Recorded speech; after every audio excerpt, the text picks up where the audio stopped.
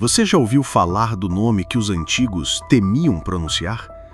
Um ser que caminhou entre os anjos, mas escolheu o exílio. Azazel. A sombra que não se contentou em apenas observar o mundo dos homens.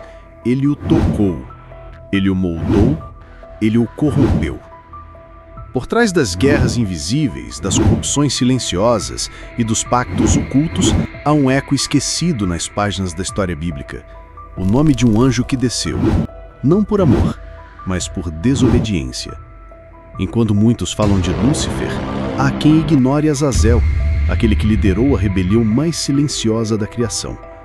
Um espírito aprisionado entre dimensões, condenado a carregar o peso de seus próprios ensinamentos aos homens. Não estamos falando de alegorias, mas de vestígios ocultos no livro de Enoque, ecos escondidos no Levítico e sussúrios teológicos ignorados por séculos. Neste vídeo, vamos abrir a cortina do invisível e revelar quem foi Azazel, o que ele fez e por que sua influência pode ainda estar agindo dentro de você, à sua volta, hoje. Se você permanecer até o final, vai entender por que alguns anjos nunca caem sozinhos. Eles arrastam multidões com eles. Dizem que os nomes carregam destinos. E o nome Azazel para os antigos hebreus não era apenas uma designação, era um presságio. Entre os desertos queimados de Israel e os altares onde se derramava sangue para expiar pecados, havia um ritual singular e perturbador: o bode expiatório. Um animal era marcado, carregado com os pecados do povo e lançado no deserto, entregue a Azazel. Quem, afinal, era essa entidade tão temida que nem mesmo Deus queria que ela ficasse entre os vivos? Não estamos lidando com mitologia distante, mas com um personagem real o suficiente para ser citado nas Escrituras, temido o suficiente para ser expulso dos céus e condenado nas tradições mais antigas do judaísmo. Azazel aparece como o símbolo da rebelião deliberada, do conhecimento distorcido, do presente que parece bênção, mas é maldição. Ele não é apenas um símbolo do mal, é o arquétipo da corrupção sutil, do mestre que ensina o caminho da perdição, mascarado de sabedoria. Este vídeo não é uma especulação mística, nem uma tentativa de mitologizar o mal. É uma análise profunda, simbólica e teológica do impacto de Azazel sobre os homens, sobre a história e talvez sobre você. Porque entender quem foi Azazel é compreender por que, tantas vezes, o erro parece atraente. Porque o conhecimento sem arrependimento é perigoso. Porque o pecado mais destrutivo não é aquele que se revela, mas o que se disfarça de luz. Ao longo dos próximos minutos, vamos atravessar os corredores silenciosos do livro de Enoque, o peso profético do Levítico, a simbologia dos anjos caídos e os reflexos invisíveis dessa rebelião antiga nas estruturas modernas da fé. Você vai descobrir que Azazel não é apenas um nome esquecido, é uma lição viva, gravada na história espiritual da humanidade, mas enterrada por conveniência teológica.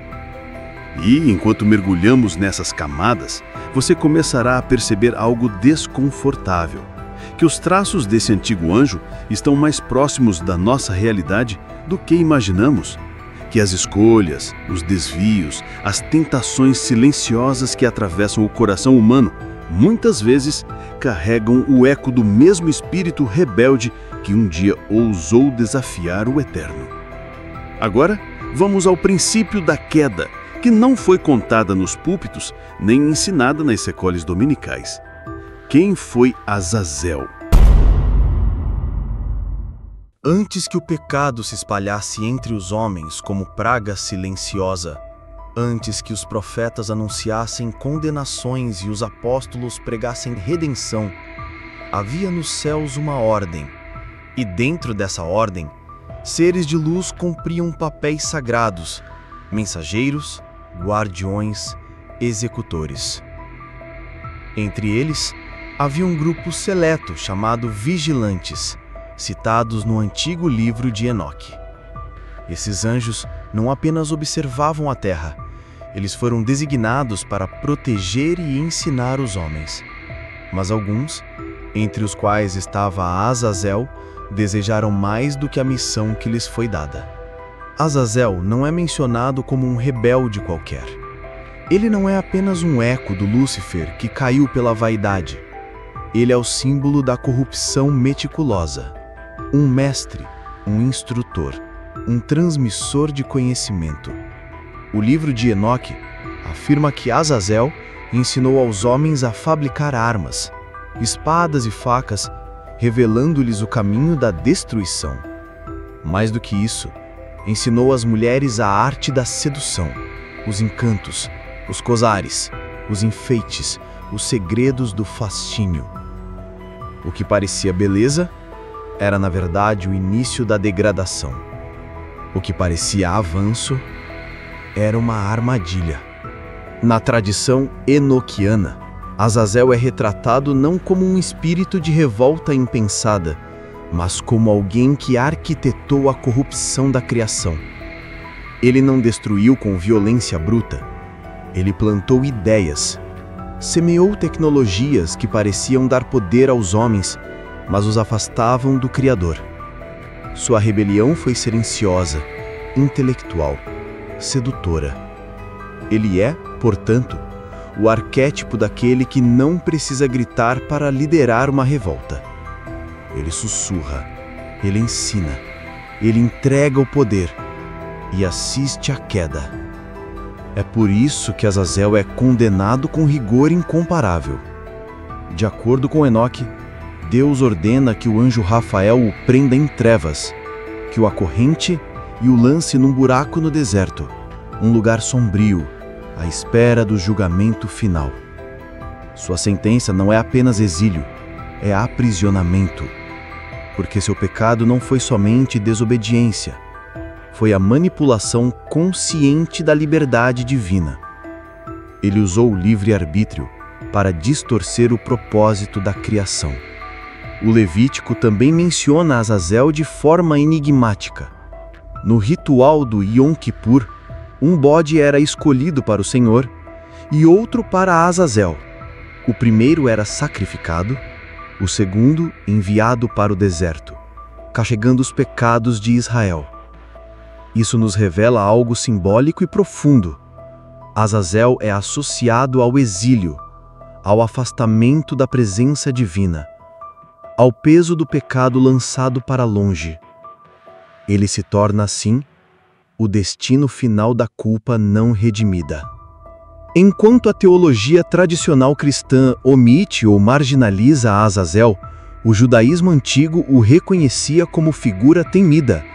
Ele não era só uma força simbólica, era uma realidade espiritual observável, temida e representada liturgicamente. Isso nos obriga a questionar: por que sua história foi abafada? Por que sua influência foi encoberta por séculos, mesmo com tantos indícios em textos antigos? A resposta talvez seja dolorosa.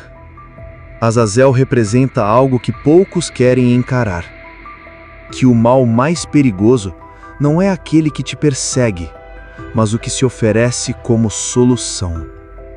Que o engano mais eficaz é aquele que se disfarça de sabedoria.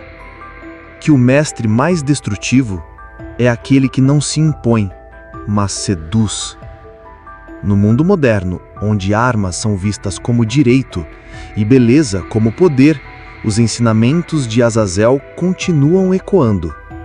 Nos algoritmos, nas vaidades intelectualizadas, ele ensinou o homem a se armar, ensinou a mulher a se mostrar, e juntos, homem e mulher, caminharam por um caminho de separação espiritual que se perpetua até hoje.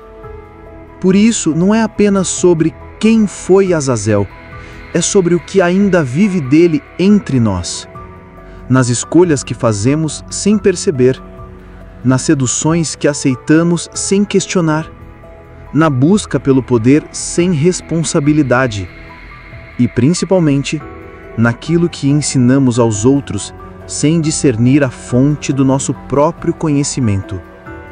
Porque Azazel não é um personagem do passado, Ele é uma força ativa, que ainda influencia quem busca atalhos para a glória. Ele é a lembrança de que até os anjos podem falhar, e que os homens que aprendem com eles também podem cair, se não souberem quem os ensinou. Não se trata apenas da queda de Azazel. Ele não caiu sozinho, e esse é um dos detalhes mais negligenciados quando falamos sobre os vigilantes. No livro de Enoque, capítulo 6, descobrimos que ele foi apenas um entre os 200 anjos que, ao verem a beleza das filhas dos homens, fizeram um pacto no Monte Hermon. Ali, selaram o que seria a rebelião mais estratégica já registrada no Reino Celestial, um levante de ensino, um motim de conhecimento. Eles não se ergueram contra Deus com espadas, mas com segredos. Esses anjos decidiram descer à terra, não para destruir diretamente, mas para coabitar, ensinar e seduzir. Um a um, eles ensinaram aos homens artes ocultas, feitiçaria, astrologia, farmacologia, encantamentos. Entregaram ao mundo conhecimentos prematuros, sem estrutura espiritual para lidar com o poder que carregavam. O mundo não estava pronto, e a humanidade não sabia o preço do que estava recebendo. O legado dos vigilantes era o conhecimento sem filtro. E conhecimento sem filtro é exatamente o que destrói civilizações. Foi assim em Babel. Foi assim com os nefilins, os gigantes gerados pela união entre os anjos caídos e as mulheres humanas. Seres híbridos, descritos como violentos, cruéis e famintos. O mundo foi mergulhado em caos e a terra gemeu sobre o peso da corrupção. Azazel, dentro desse contexto, foi acusado de ser o principal responsável. Seu crime não foi apenas ensinar a fazer espadas, foi entregar ao homem o impulso de usar essas espadas contra si mesmo. Ele desfigurou o coração humano ao dar-lhe acesso ao poder antes da sabedoria. É como dar um fogo ao menino faminto e deixá-lo sozinho no escuro. Ele vai se aquecer, mas também pode incendiar tudo. O próprio Deus, segundo Enoque, declarou que os vigilantes contam aos homens tudo o que é secreto. E isso não era um elogio, era uma sentença. O que era sagrado foi exposto. O que era restrito, profanado. O que era para poucos se tornou moeda de troca para corações vaidosos e mentes corrompidas. Esse legado proibido ecoa até os dias de hoje. A obsessão por dominar forças espirituais, a banalização da sexualidade como instrumento de poder, o uso de conhecimento técnico para manipulação emocional, social ou até espiritual. O mundo moderno está afogado no mesmo espírito de rebelião dos vigilantes, buscando atalhos para o poder, ignorando o custo do que aprende e zombando da santidade do que é profundo. Mas o mais inquietante é perceber como esse padrão se repete em nosso comportamento. Muitos homens hoje também fizeram pactos silenciosos com o engano, seduzidos por promessas de controle, domínio, prazer ou reconhecimento, aceitaram ensinos que parecem úteis, mas minam sua estrutura espiritual. Tornaram-se portadores de um legado que não compreendem, repetindo erros que vêm de milênios. E aqui está o ponto que precisamos encarar. Os vigilantes caíram porque desejaram tomar para si algo que não lhes pertencia. Eles quiseram ensinar antes de estarem prontos para guiar. Quiseram experimentar antes de obedecer. Quiseram transformar antes de serem transformados. E essa é a queda repetida em todo homem que busca poder sem propósito, influência sem discernimento, liberdade sem aliança.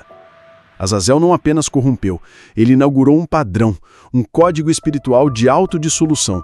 Ele nos mostra que quando abandonamos a reverência, transformamos o que é sagrado em arma.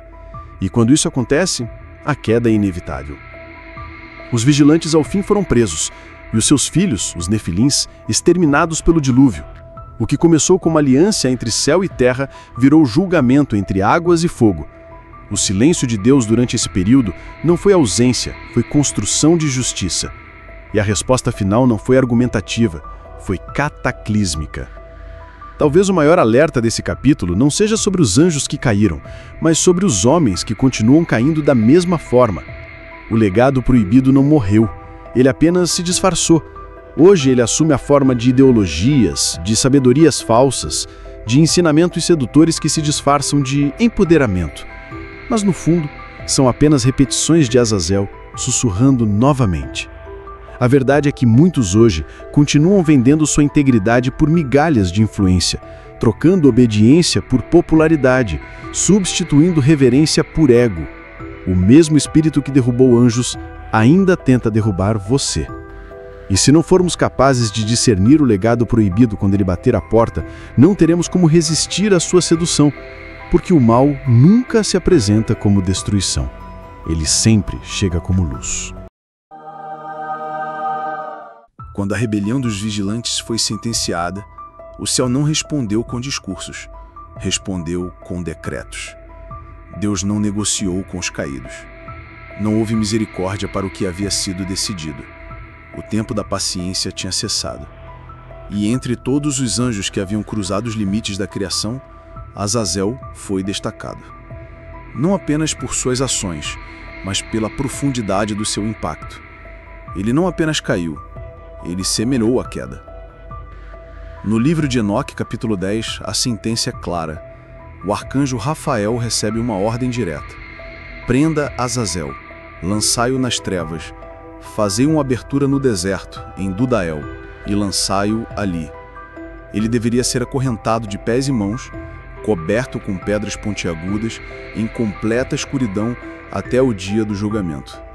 Nenhuma outra figura recebe uma sentença tão simbólica e tão carregada de significado. Azazel se tornou o retrato do julgamento inevitável. A justiça de Deus não é atrasada. Ela é precisa, silenciosa e definitiva. O lugar chamado Dudael é misterioso.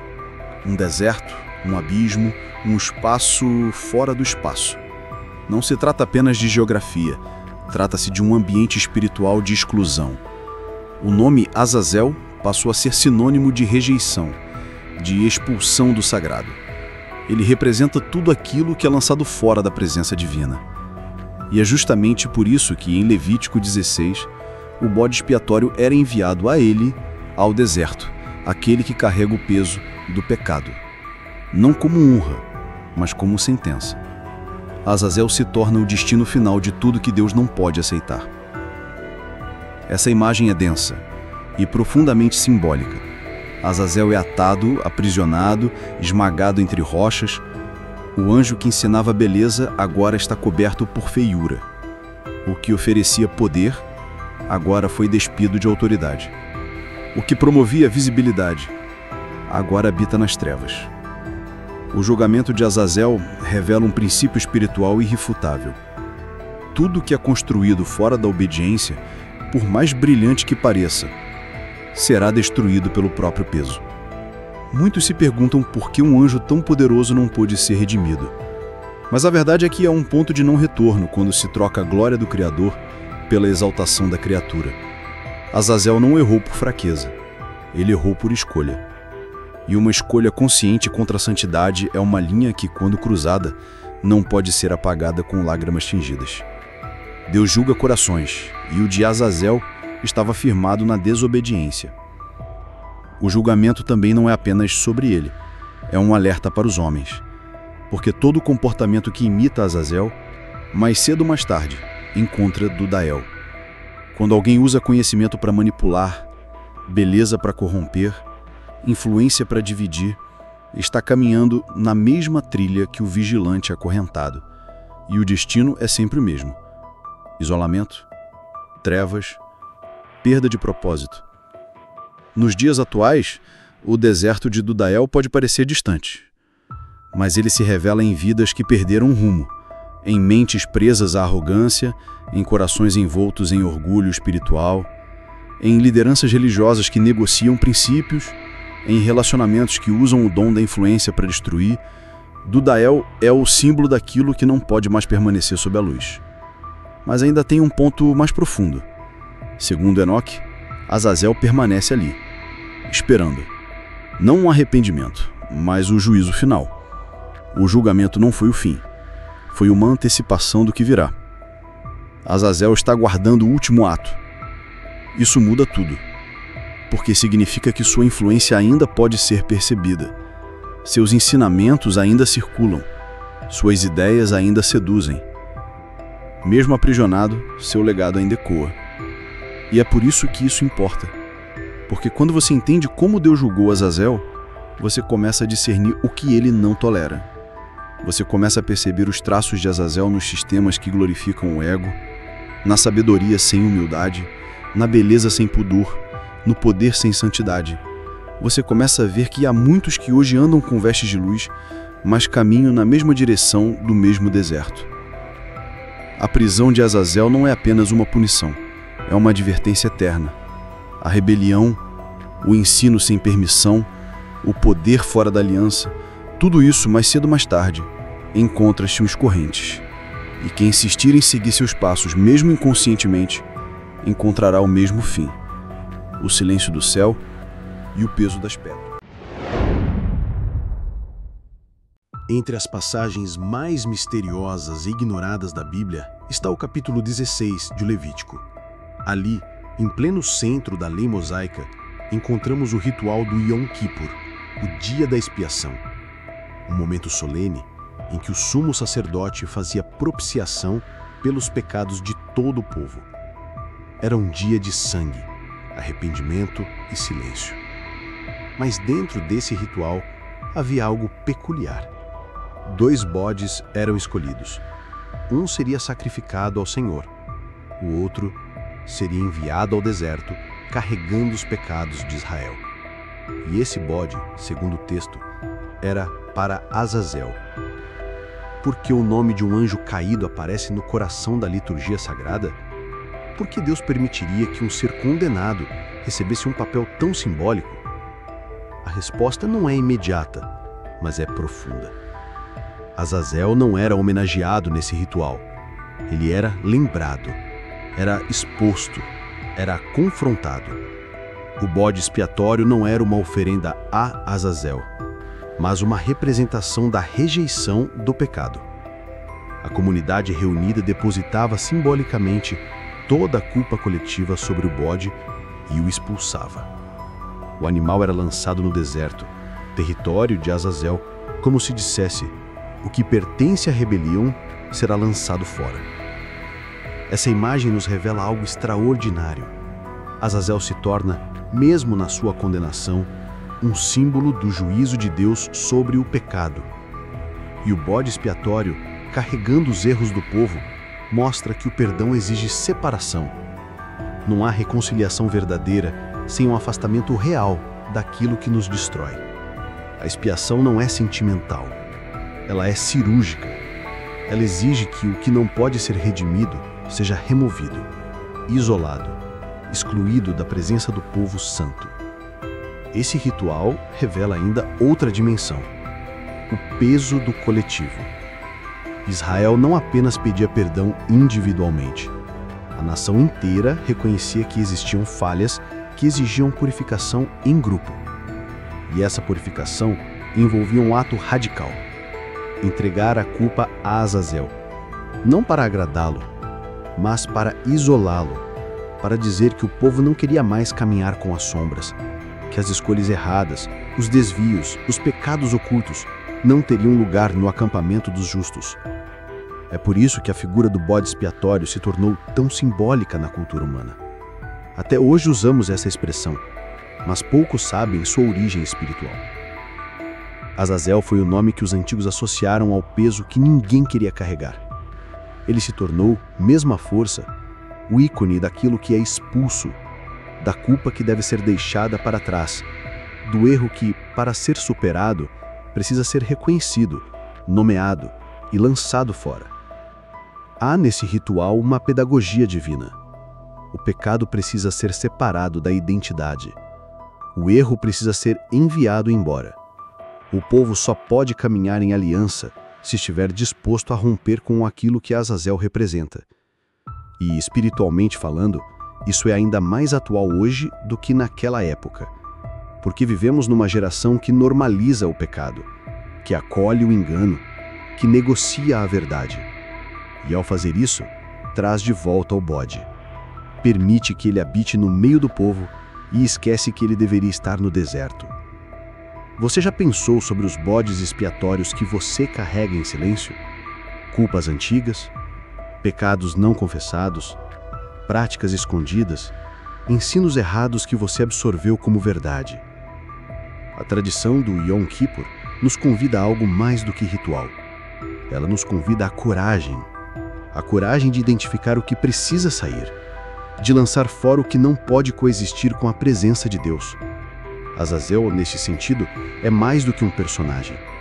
Ele é o espelho invertido da santidade. O que sobra quando a luz é rejeitada. O que permanece quando a verdade é distorcida. Ele representa a teologia da separação, aquela que ensina que há coisas que não podem ser purificadas, apenas expulsas. O mais impressionante é que essa imagem do bode expiatório também aponta para algo ainda maior, o Messias. Jesus, o Cristo, é descrito como aquele que levou sobre si as nossas dores e foi rejeitado pelos homens. Ele foi levado para fora da cidade, crucificado fora dos muros, como o bode lançado no deserto. Ele não era Azazel, era o oposto, mas, por um instante, carregou o peso da separação. Assumiu a rejeição, para que o pecado não precisasse mais ser lançado sobre outro bode, mas destruído na cruz. A maioria das pessoas acredita que Azazel foi silenciado, que seu nome pertence ao passado, e sua ação morreu nas páginas ocultas de livros apócrifos e rituais esquecidos. Mas isso é um erro perigoso, porque a influência de Azazel nunca dependeu de sua presença física. Ela se perpetua na ideia, no ensino, no desejo humano de dominar o sagrado, de possuir o que não foi revelado, de viver o que não se pode carregar. Azazel é uma semente espiritual, um código de corrupção que se esconde nas estruturas da modernidade.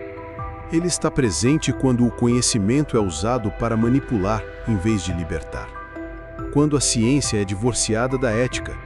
Quando a beleza é usada como controle e não como expressão da criação. Quando o homem se torna refém daquilo que acredita ter criado. Isso não é apenas uma tendência cultural. É uma manifestação espiritual. Vivemos na era da informação. Nunca se soube tanto.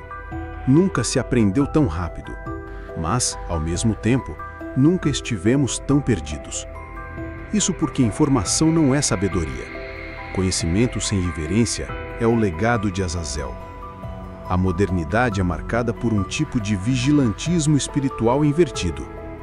O mesmo que fez os anjos descerem para ensinar sem permissão, agora se expressa nos homens que se colocam como deuses, criando realidades desconectadas do eterno.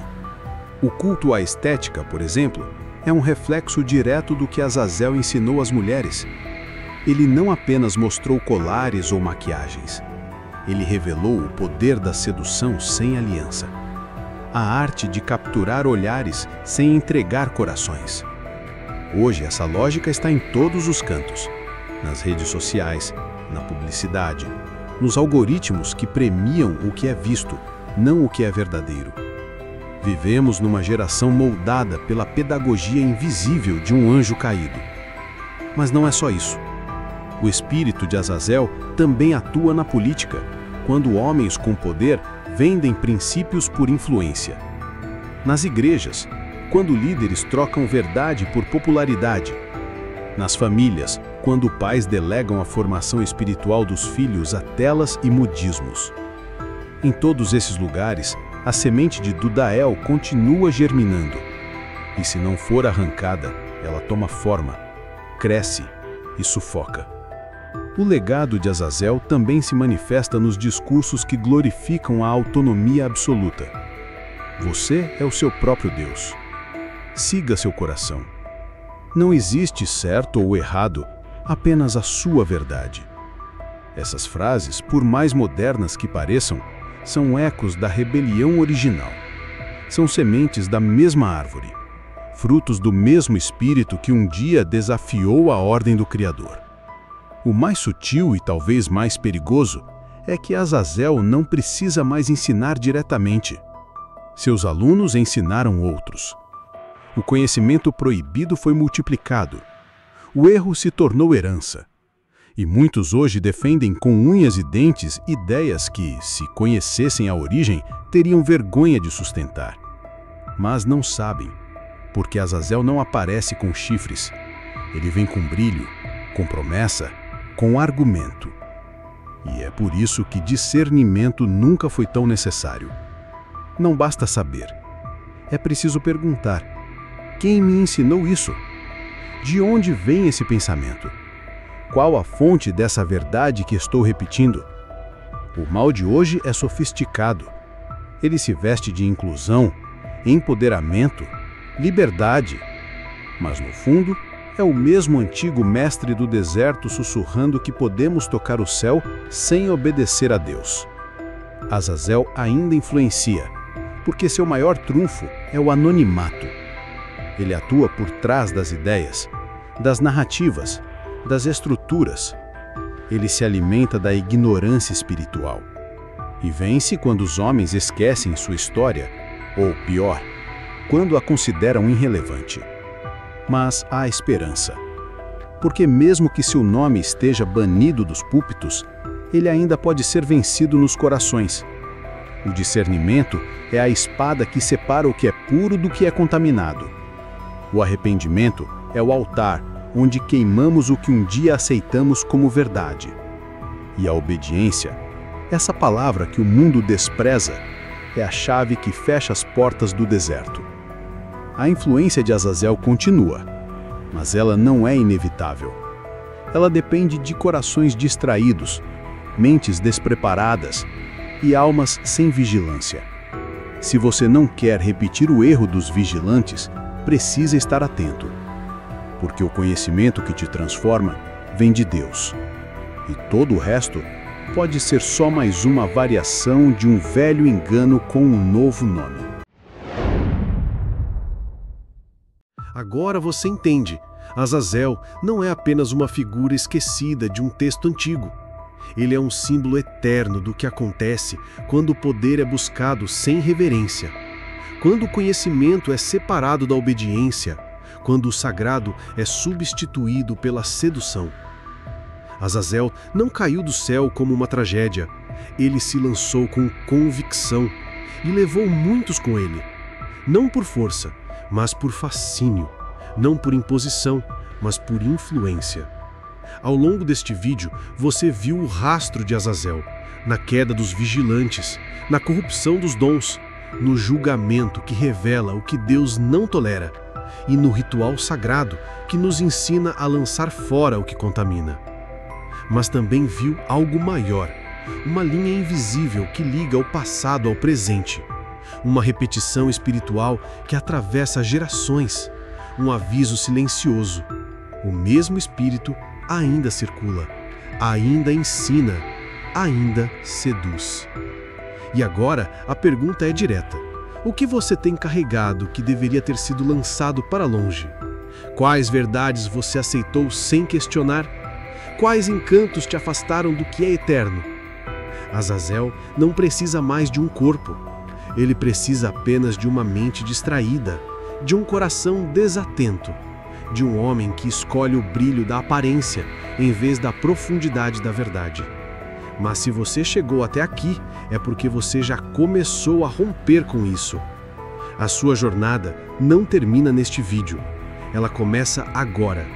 Porque conhecer essa história não é entretenimento, é convocação.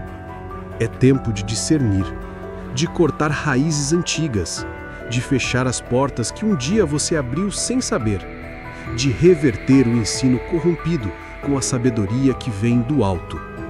Porque todo homem que carrega consigo o peso de Azazel, cedo ou tarde, encontra o deserto. Mas o homem que entrega esse peso, que devolve ao inimigo o que nunca lhe pertenceu, esse sim se torna livre. E é na liberdade da obediência que se encontra o verdadeiro poder. Se este vídeo te trouxe clareza, então não pare aqui. Assista agora ao nosso vídeo especial. Se o paraíso é perfeito, por que Lúcifer se rebelou? Lá você vai entender por que tantas verdades foram ocultadas por séculos e como elas ainda estão moldando a fé de milhões, sem que percebam.